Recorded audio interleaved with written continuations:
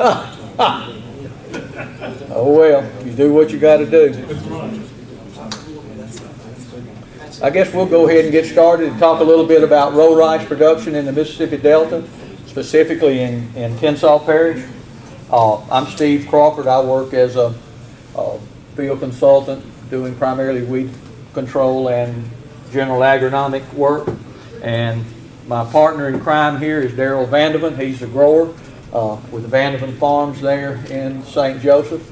And want to just kind of talk you through a couple of years of work that we've done in producing row rice. I think we started out with 80 acres in 2015, and we had a little around 100 thereabouts in 2016.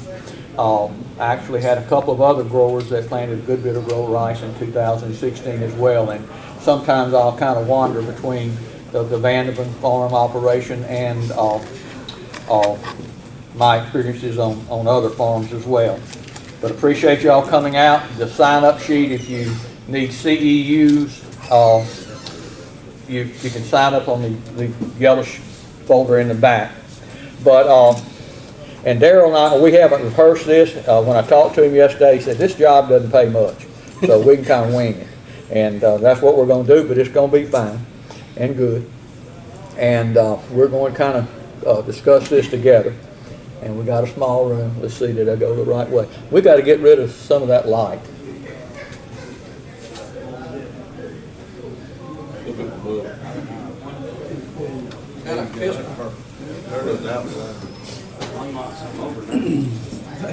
Well, I'd like a little more light than that. Yeah. Those outside ones, that other one, the bottom. There you go. Okay. Just kind of what I was thinking. This is one of our fields as we were planning it, to talk about how we got from here to here to here to here. And you know, one of the questions that came to mind immediately, and some of this is going to be overkill, and I apologize for treating you like grammar school kids, but Daryl, tell us a little bit about why row rice. What in the world possessed you to think about row rice? Okay, that's one of the questions that we get a lot, and it all boils down to planting flexibility. So, I mean, there's a lot of other people, a lot of other programs that are a lot probably better equipped to tell you the how-tos. I'm going to talk more about the why and how we got into this, and why I think row rice has a place in the Delta particularly. I'm probably the least experienced rice farmer that's ever been asked to speak at this thing. I didn't grow up around rice. I've never pulled a levee. I've never installed a gate. I've never done any of those things that rice farmers know how to do. We kind of got into growing rice. I kind of joke and say that it was by accident, really. And what happened in 2010, we started leveling on a block of ground that we had bought. And when we went out there and started surveying, it was just flat. I mean, it was the kind of scenario where you could have made it fall to the south or the north or the east or west, and it'd be the same yardage. So I knew that zero grade rice was a thing, and that was pretty popular in some areas, but didn't really know many details about it. So, you know, we kind of did some research on it and talked to some people who were doing pretty well with it, and literally in about a span of about 24 hours, we decreed that we were going to go zero grade and start growing rice. And so we planted our first rice crop on that block. It's about 350 acres. Planted the first crop on it in 2011. And we rocked along there, you know, did real well with it. Our yields were really good, really consistent. And it was just easy. You know, any of you that have any experience with zero grade rice, it's just a pretty darn easy way to do it. So we rocked along there and we're happy with that, but we didn't really see any reason to plant any more rice. I mean, we were content with that. Didn't have any aspirations to start growing rice on any of our leveled land that we were irrigating for other crops.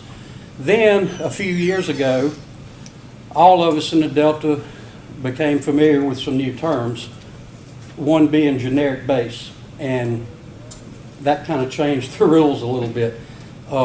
It became pretty obvious that with the new Farm Bill, the PLC program on rice was potentially more attractive than some of the other options out there. So we started seeing the writing on the wall and thinking that at some point there may be opportunities to plant more rice, maybe reasons to plant more rice. So we started talking about how to do that. We have a lot of land that's leveled, far irrigated. You know, we could get a levee plow and grow it the traditional way, but I didn't really want to be committed. You know, we try to get everything on the same row pattern. We have these wide beds, and a lot of what we've done is all about getting all of our land on the exact same pattern so that we can kind of keep our options open as late as possible. You know, my goal is by middle of November to have all the ground worked on this pattern, and we can plant corn, cotton, soybeans, milo. You know, we've drilled wheat on it. You can do pretty much anything you want to do. If you're going to plant traditional rice, you pretty much have to declare in the fall, because you'd want to leave those fields flat. You know, we don't want to be out there in February trying to knock beds down to get it flat for levee rice. So we said, why not keep the beds, keep everything on the same pattern, and plant row rice. We knew, I'd read some articles. I mean, you know, it's not like we're doing anything innovative here. Row rice has been a thing up in Arkansas for years, and from what I understand, where they've done it primarily has been on steeper fields to avoid having levees 20 feet apart. And you know, we don't really have that problem. The fields we're growing it on would work great for levee rice, but we just didn't want to go that route. We didn't want to be committed to that plan in October or November. You know, I want to kind of keep our flexibility open until, you know, March. So with that thought in mind, like Dr. Steve said, in 2015, we planted 80 acres. And, you know, when we went into it, I saw it kind of as a feasibility study, if you will. I didn't care what it yielded. I wasn't really focusing on water usage or the cost or any of those things. I just wanted to see, can we grow row rice? And is this an option for us if there's a scenario one year where on March 1st, we say, hey, we need to be growing a bunch of rice, you know, corn, soybeans, things like that don't look so great. Is this an option for us? Could we jump out there at the last minute and plant a bunch of acres of rice? And so that was the initial goal. Now, what we learned after growing it for a year, not only is it feasible and not only did it work, but we also learned that there were some pretty substantial advantages to it. We feel like it's quite a bit cheaper way to grow rice as opposed to regular flooded rice. You don't have the expense of building levees, and you know, as some guys have pointed out, even the bigger expense is tearing those levees back down and getting it back in shape for other crops. Mm-hmm. And then I guess the biggest surprise to me was the water usage. We put a flow meter on the well and kept up with the hours that it ran. We only pumped about 17 acre inches of water, which was a big surprise to us. I didn't expect that at all. Now we did have a pretty good wet spell there in mid-June, and we probably skipped, you know, 2 or 3 waterings on it. But still, I think that's, you know, based on any other method, any other system out there, you know, that's pretty low water usage, I think. So the yield was there, the expenses were down. There were really no, you know, we went into it not knowing what kind of surprises we may have. You know, Mike Worthington with Rice Tech put us in touch with some people who had been doing it, and he gave us a lot of help along the way. But it was a good program. So in 2016, we did a little bit more.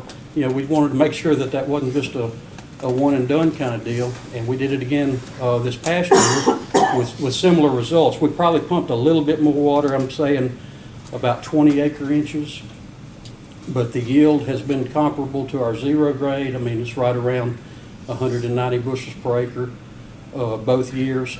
And we're south of I-10, so I need to convert that to barrels. Yeah. I'm not sure what that conversion is, but anyway, it's just been a really good program for us. And I mean, I think we've answered the question that it is a viable alternative for us. And I think to take it a step further, I mean, I think it's a more cost-effective way to grow rice, based on what we've seen. Everything that you do wrong in clay soil, furrow irrigated corn is just what you want to do in furrow irrigated rice from my perspective. Appreciate those comments, Daryl. Just kind of run through some of these things, and I'll ask Daryl to comment on it as we go. Kind of the mechanics of row rice, some of the things that we talked about. We talked about seed selection. With Mike Worthington's counsel, we decided to go with the best hybrid that we had available to us, and we did 753 both years, Rice Tech XL 753. Right, Mike? Okay.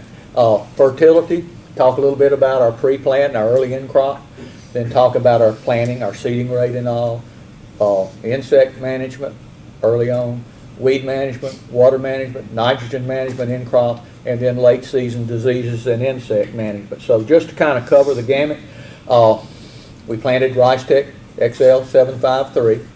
And why did we do it? I mean, from my perspective, we knew that it had excellent early season vigor, prolific tillering, rapid growth, disease tolerance, and maximum yield potential. So really it put a package together that we thought would work for us. And I worked as a university researcher doing rice weed control research for a lot of years, and there's a tremendous disconnect between real world rice production and small plot research at a university. I can promise you that. So I'm always a little nervous when the crop goes in, but anyway, with our 753, what we planted around 21 pounds per acre, Daryl, I think. This year we had a 10-inch drill, is that correct? Last year was 7.5-inch drill.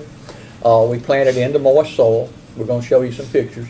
I think the soils are basically something like a Tensile alligator or Sharky, but I think they're Tensile alligator. And we're using 76-inch beds. And, Daryl said early this morning, said, you realize we don't know anything about what we're doing with that, because we'd heard other folks talk and we're doing it all wrong. But anyway, these 76-inch beds on clay soil with moisture sensors in the center. We never suffer for lack of moisture. Other growers that I work with have 38 or 40-inch bed. That's working fine as well. Fertility, I think this is right, Daryl. We used a complete fertilizer blend pre-plant with some sulfur and zinc in it to a complete NP&K plus zinc and sulfur. Generally used 100 pounds of ammonium sulfate at emergence, 100 pounds of urea with agritane, 3 times beginning at late tilling. Just kind of a spoon feeding concept, trying to put that in sync with the irrigation to move the fertilizer into the soil. And then we used 80 pounds of urea with agritane at boot split. On the fertilizer applications, basically what we would try to do, about the time you would put your big shot of fertilizer on the regular rice, that's when we started the 100-pound applications. And we started out early as far as, and the water timing kind of plays into this too. What we started out, we didn't really have any high-tech formula about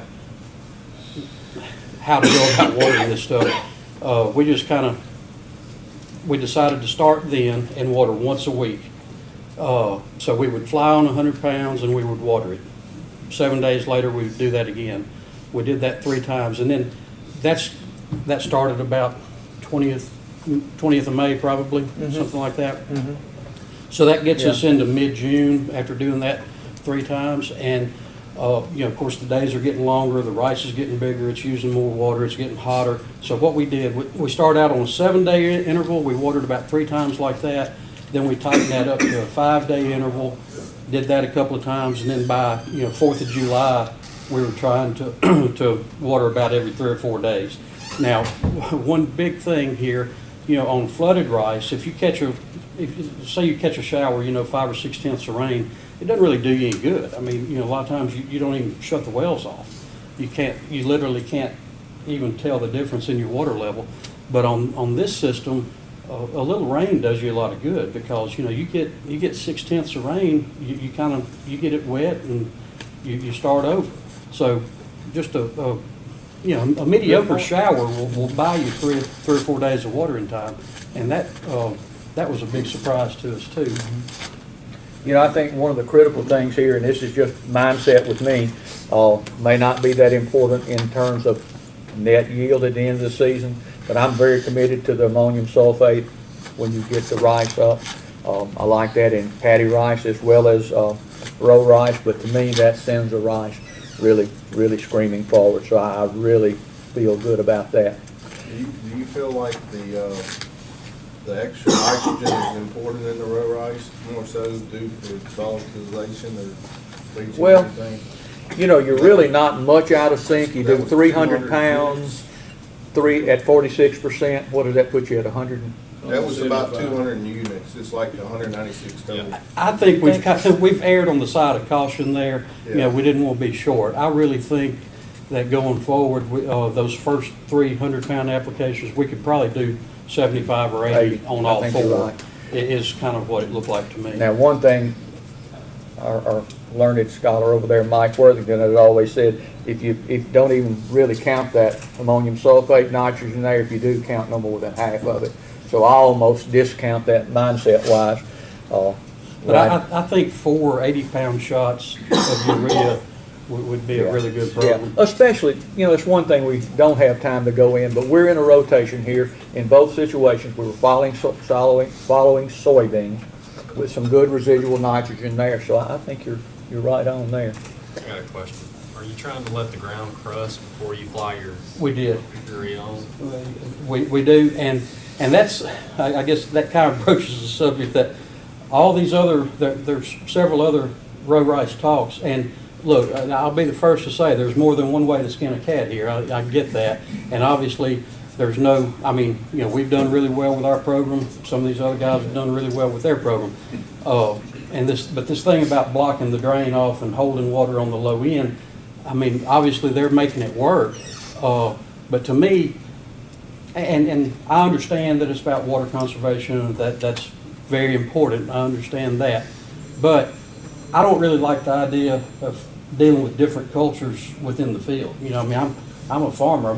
I've spent my whole career trying to make things uniform. And so, you know, the idea of having these different management zones, I don't think my crop duster would like me if I went out there and told them we had to treat each paddy, you know, with 3 different treatments. So we've left our drains open.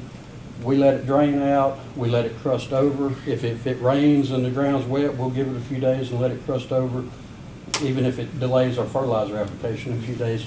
And right or wrong, you know, I'm not saying that's the only way to do it, but that's what we've done. And 2 things I think there. We have planted almost no-till into soybean beds.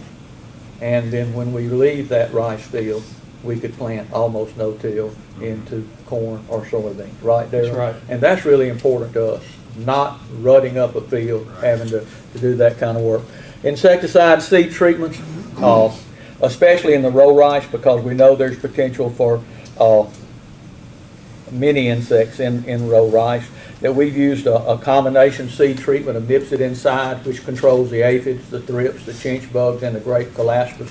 We've also overtreated with the hybrid rate for a combination with Dermacor X100, which gives you unprecedented control of the rice water weevil, arming worms, and stem borers. So really, my entomology compadre that looks after the rice, as well as myself, he can go to sleep most of the season, because a combination of these 2 insecticides will really give you complete control of the entire early season complex. Now, weed control, not going to go into a whole lot there, but we have a very strong early pre-plant program beginning 30+ days before planting. We put out a material at planting, and then we use our early post treatments. Our burn down herbicides are going to be glyphosate plus 2,4-D ester. If we want a residual, we'll put Aphoria in there. If we just want to go with a non-residual like we did this year because of the field condition, we will put out first shot. So we did this year we did glyphosate 2,4-D in first shot. And if we have ryegrass, we add some clethodim and crop oil concentrate to take that out. So that pretty well puts us in a pretty good situation for our at planting. And then at planting, we want to be sure we're clean. And this is not really inconsistent with what we do in our paddy rice, but we'll go with glyphosate plus command for our grasses and small-seeded broadleaves, And then in some cases, we'll use sharpen for our large seeded broadleaf weeds, residual and additional burn down. I don't think we've used any sharpen on the Vanderbilt farms, but we have on some of the others. In crop, the first year we were pretty darn clean. I made one foliar post-emergence application, that was facet and crop oil.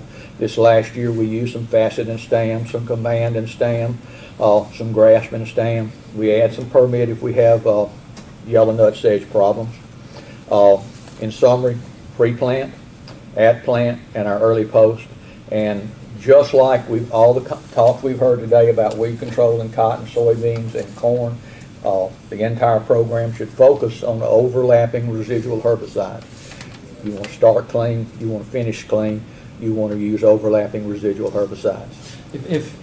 If there is one thing to be afraid of on row rice, it probably is weed control. And that's, you know, when we talk to anyone about row rice, they say, oh, how are you going to keep it clean? And you know, I think rice farmers are addicted to that permanent flood. You know, I mean, we're just all, you know, I think we're all kind of the mindset that that's the only way you're going to keep a rice crop clean. And I will say that I wouldn't try to grow row rice in something that was just a mess last year. You know, if you took on a piece of ground behind a tenant that, you know, didn't tend to business, I'd probably be scared of it.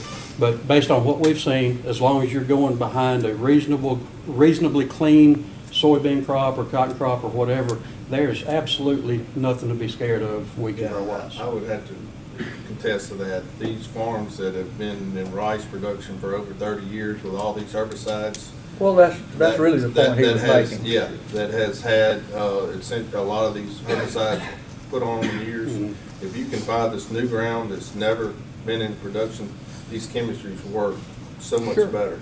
And the weed management is easy. I'll go with that. I mean, I think that, you know, one of the first questions was, you know, how are you going to control weeds? And I said, well, look at that soybean field right there. It's sparkling clean. Why is it going to be difficult next year, you know? PD. Apparently you're not dealing with any resistant weed? Ryegrass is the only resistant one. We had just a handful of pigweeds, but around the edge we sprayed some grand sand. The door is wide open as far as selection of herbicides. Say what now? The door is wide open as far as selection of herbicides. Except for flying something on your neighbor's crop, some grass or whatever, yeah. Did you put everything out by air? Did we put it out by air? All by air? Air herbicides? Except the pre-emergence herbicide? Everything from when we roll the polypipe out onward is all by air. Are you doing that much after you put the pipe out? One post, I think, was all we did in each of the locations that I'm working with, really. One post in general. But again, remember, we're following soybeans for the most part that were well managed. And Gordon makes a valid comment. I remember when I was with LSU, boy, you'd plant a field in Johnson grass and go out there and spray it. Never been challenged before. And you say, oh my God, this is the best stuff I ever saw in my life. Treat it 3 years in a row and see what you see.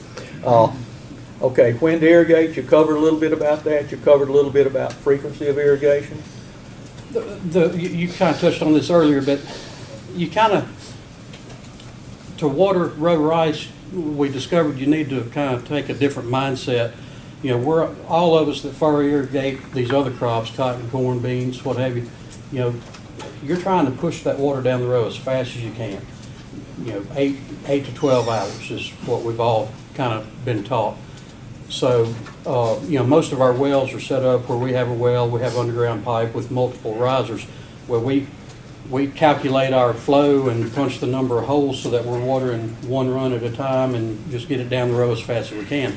We originally set our rice field up like that, and it just didn't really seem to work. You know, you've got on our wide beds, we've got rice planted all the way across that 76-inch wide bed, and we weren't getting it to really wet up good.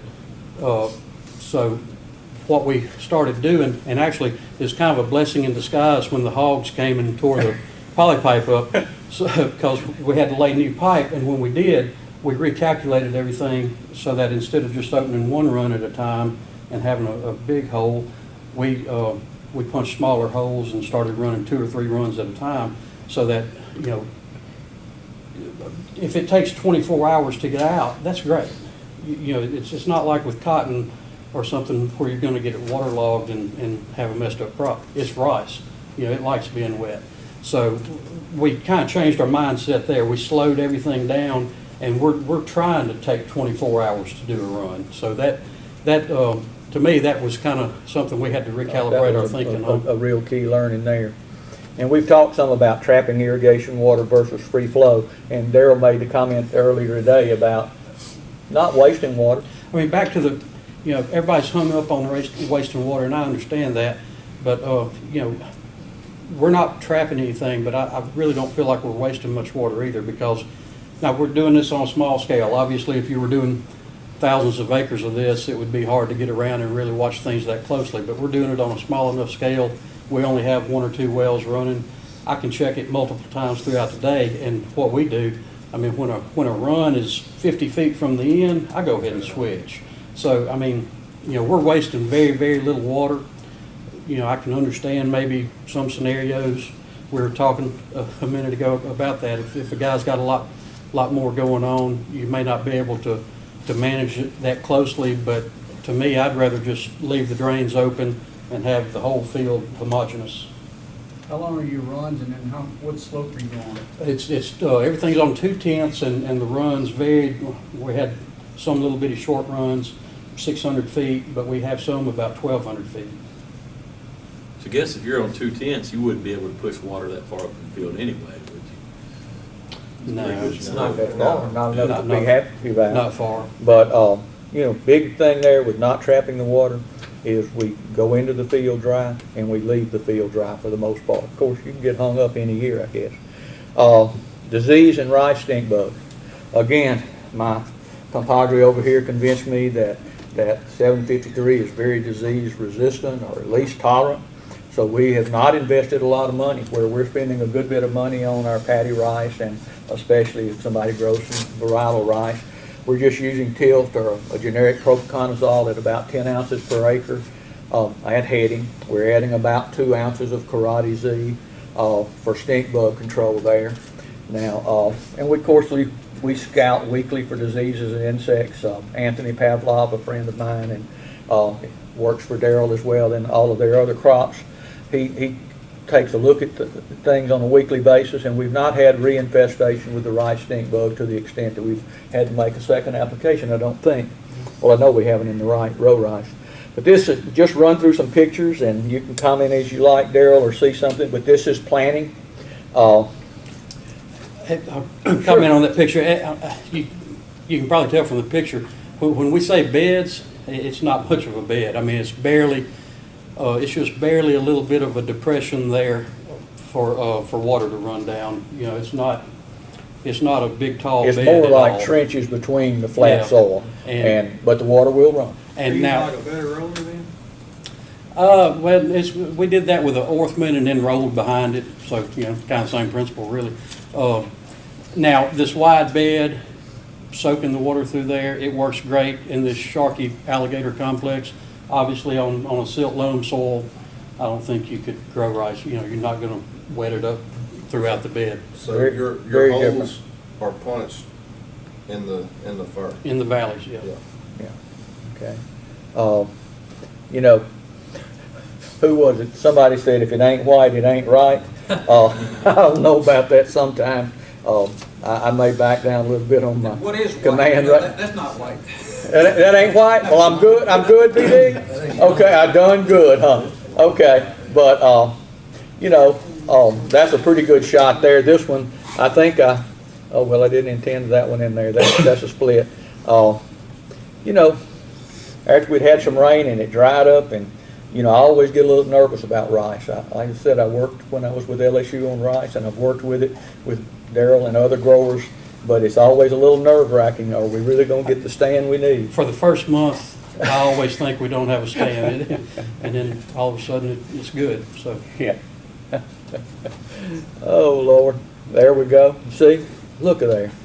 In almost no time, I have the dates, but I didn't write them down here. But from there to there to there, beautiful, beautiful. And, you know, I don't know how, by comparison, the non-hybrids or the varietal rices compare, but we do know that the hybrids, the 753 will scream out of the ground and cover the ground, and competition from the crop is very, very important. As far as weed control, Johnson grass kind of will go through this, and crabgrass concerns me a little bit. I mean, we have answers for it, but you just don't want to spend the money if you don't have to, and we haven't had enough. One thing I would say, from my perspective, I don't like bare ground.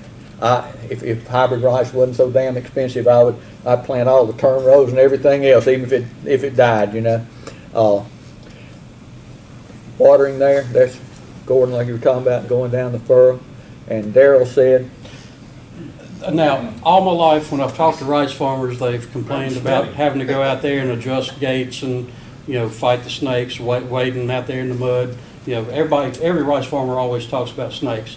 And I just wanted to show you that going to row rice does not exempt you from dealing with snakes, because they get around polypipe too. they sure do. Oh, Lord, that's a good one. Another shot of it growing, just really, really beautiful. And I have to, you know, Mike, I guess, I don't know whether Mike is lazy or works smart, but can y'all see what that is? That is somebody scouting the field and taking pictures from his truck. He got his mirror in the picture. Here we go at maturity. Nothing looks any better. This picture has intrigued me. I guess this is actually you took, Darrell, after y'all had cut the strips for the yield. Yeah, I think this is probably the last pass finishing up. Okay. And that just kind of showed you, I mean, it shows two things. It's clean, obviously, but the other thing is it's standing up. And Yes. now I don't know what I'm not saying there's any correlation there, but I'm just saying that after 2 years, we always have some down rice in the 0 grade, and we've just seen virtually none in the row rice. You know, I don't know if that's a function of spoon feeding the fertilizer, but Stem rot, Say what? stem rot in the water, and Being part of it. Anyway, I think that's a beautiful picture. Now, we had a variety test there. I'm not in tight enough with the powers that be to know what the yields were, but we had 753, and we know in the field it did quite well. We had 760, which we know is a very competitive variety as well. Looks real good, standing well. We had some 723, which is certainly not my favorite, but the 753 and the 760 are mighty good.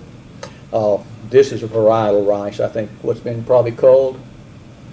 I heard that it had been culled. I don't know. Anyway, this is a varietal rice. And we even had Chenier. So Chenier will produce in that situation, but I think we saw some blast. And I don't think the yields were quite up to par. This is what we're looking for.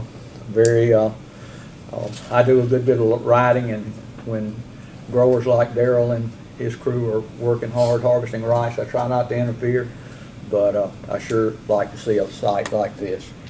I think that's pretty well it. Anything else, Darrell, that we left out? not really. I mean, just, you know, to summarize, I mean, I think, you know, in kind of a disclaimer, I don't have a lot of fancy data, and I realize it's only 2 years of doing it, and I'm not saying that something won't happen this year that'll make us really form a bad opinion of the whole practice.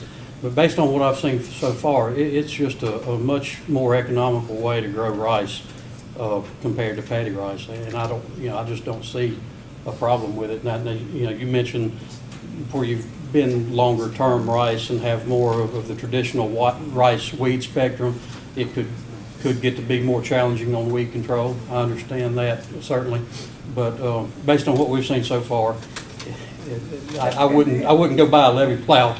And on a couple of thousand acres of Sharkey clay, there's always a spot for us to go.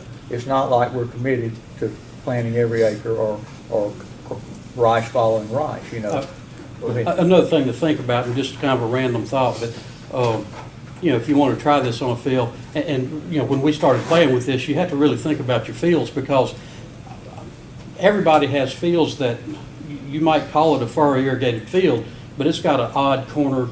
It might have 3 or 4 acres here in the corner that didn't get cut quite right, or maybe, you know, I know we have situations where you have a little pocket that was gonna be extremely high yardage, so we just kind of left it and accepted that it's gonna be farmed as a dry land corner. Obviously, on any of our other crops, you know, if a field is 80% irrigated and you have a 20% area that's, well, okay, you got a little dry land corner there, no big deal. Obviously on rice, that's a goose egg, you know, you just can't do that. Although some of the data they showed this morning, some of that stuff only got Man, watered you're one dry, time, wasn't so. What are you gonna do to go back into soybeans and then? We ran a Kelly Diamond Harrow and burned it, and it's ready to plant. Any other questions or comments? Are most of your road length quarter mile or less, is what I'm getting out of it? Yeah, 8 to 1,200 feet for the most part. But now, like I said, taking longer doesn't really hurt you on rice. So, you know, if I had a half-mile long run that I wanted to try to water, I'd much rather be doing it with rice than, say, corn.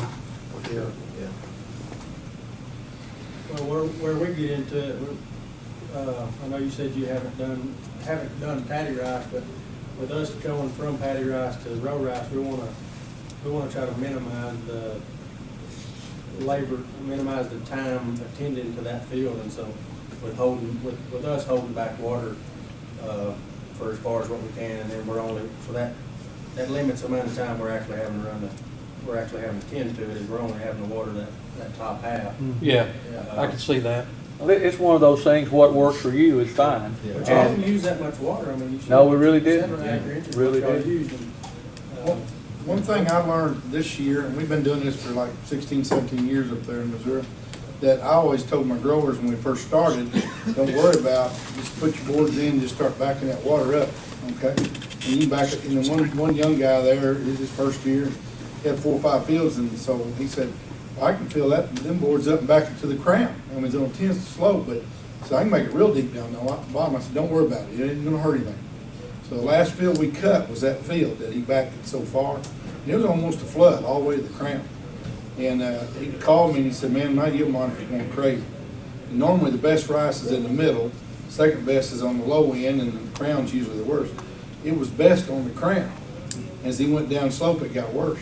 So I was just a little ways from him, so I got over there. Come find out, the water was way too deep, too early, and didn't ever do tiller. And so you can get too much Yeah. water. Well, Sometimes it's better just to run it through, maybe. that's the point that Darrell made this morning. He and I were just chatting. You know, when you came down and visited with us, you talked about your best rice would be in the middle. And what did you tell me about your gradient from top to bottom? You know, the yield maps were really, really consistent. I mean, it was It just, should have been if you just let her go it down. was just pretty much the Well, it same. was, and that was important to us. Well, that's about all we know. Appreciate y'all coming out. And,